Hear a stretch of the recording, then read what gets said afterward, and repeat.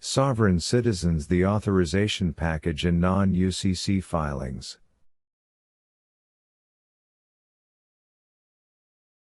1.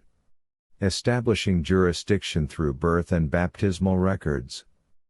Every process begins with authority, and authority starts with jurisdiction. The so-called authorization package acts as the bridge between the living person and the record-based system that tracks property. It includes two anchors of identity: the hospital birth record, land jurisdiction, and the baptismal record, sea jurisdiction. Together, they symbolize presence in both domains. So what does that actually mean? It means that to file as a living being rather than as a corporate fiction, one must show proof of origin both on land and on water.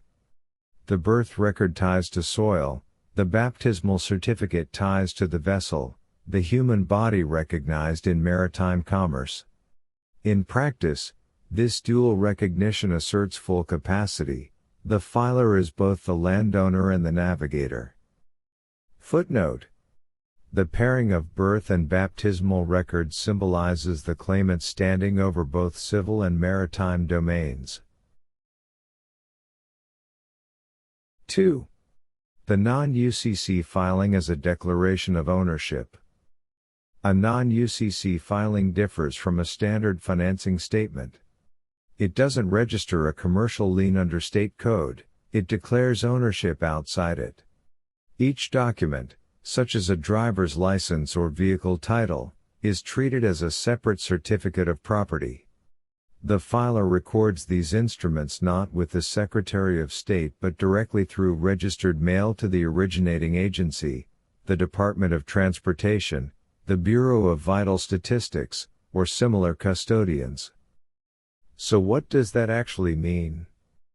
It means that instead of entering their game, you send the record straight to the source, stamped, sealed, and claimed. You bypass the middlemen who pretend to approve ownership. The registered mailing becomes your ledger entry. Footnote: non-UCC filings function as private declarations of title, transmitted directly to originating agencies rather than commercial registries. 3. The mechanics of registered mailing. Each non-UCC filing must carry a registered mail number, the unique 13-digit code that becomes both the tracking key and the filing number. Beneath that number, a global postage stamp is affixed, symbolizing prepaid credit and international reach. When mailed to oneself, unopened, the envelope becomes self-authenticating proof of the claim. So what does that actually mean? It means the postmark and the number are your recorders. You don't need a county clerk, you already have the world's oldest authentication system, the postal ledger. A sealed envelope with matching documentation serves as both notice and evidence. Footnote: the registered mail system substitutes for county filing, establishing verifiable proof of delivery, authenticity, and date of record. 4. The principle of claim and counterclaim. The teaching compares each person's unclaimed property to a gold mine that someone else has filed a claim against. Until the rightful owner files a counterclaim, the system assumes the property is abandoned and open for exploitation.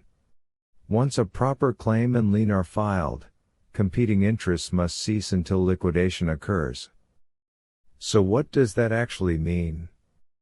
It means that silence equals consent, and consent transfers value. Once a claim is on record, it becomes the highest authority in the chain. The moment the rightful filer demands liquidation, the system must reconcile or discharge the instruments tied to that name. Footnote: filing a counterclaim reestablishes ownership priority and compels recognition of the claimant's superior interest. 5. The broader jurisdictional lesson.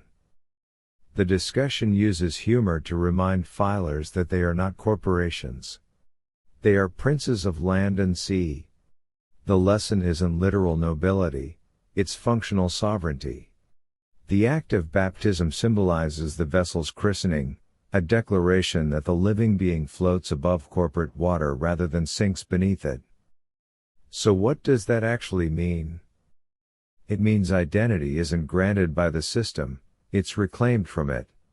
The ritual of birth and baptism simply provides documentary proof that the person existed before the paperwork.